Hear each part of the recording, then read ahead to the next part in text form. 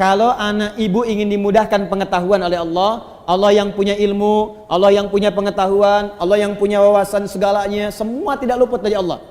Ya, perhatikan, wa huwa ala kulli syai'in qadir, wa huwa bikulli syai'in alim. Semua Allah tahu. Kalau ingin diberikan oleh Allah pengetahuan itu, maka dekati Allah pemiliknya. Bagaimana caranya? Salat. Salat, salat, salat. Tingkatkan salatnya.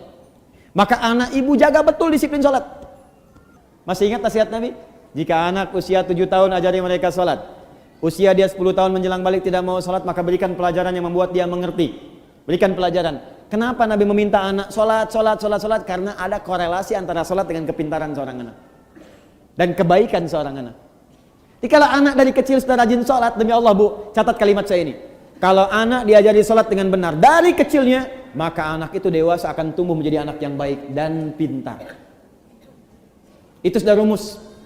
Ibu cek ya, Al-Kindi, Al-Ghazali, Al-Farabi, ya, Ibnu Sina, Al-Khawarizmi, Al-Battani, itu semua ulama-ulama ini dari kecil sebelum mereka belajar pengetahuan dididik oleh orang tuanya salat.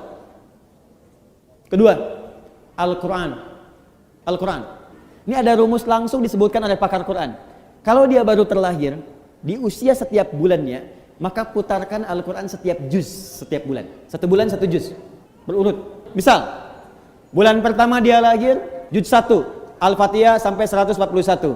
Juz 2, 142 sampai 253. Juz ketiga, ya 253 sampai dengan Ali Imran ayat ke-92. Terus, juz 1, juz 2, juz 3 sampai juz 30. Jadi, begitu anak itu usia 30 bulan, dia sudah mendengar 30 juz. Dan bayi itu fungsi pertamanya pada pendengarannya, bukan pada penglihatannya. Ketika usia 30 bulan artinya 2 tahun setengah. 24 bulan 2 tahun, 6 bulannya setengah, 2 tahun setengah dia sudah mulai bisa bicara. Dan dia sudah menghimpun di memorinya 30 juz Al-Quran.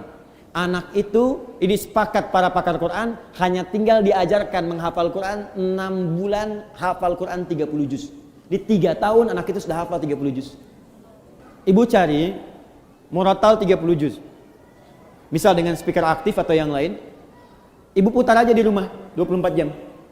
Simpan di ruangan yang strategis, di ruang tengah, di kamar tidur.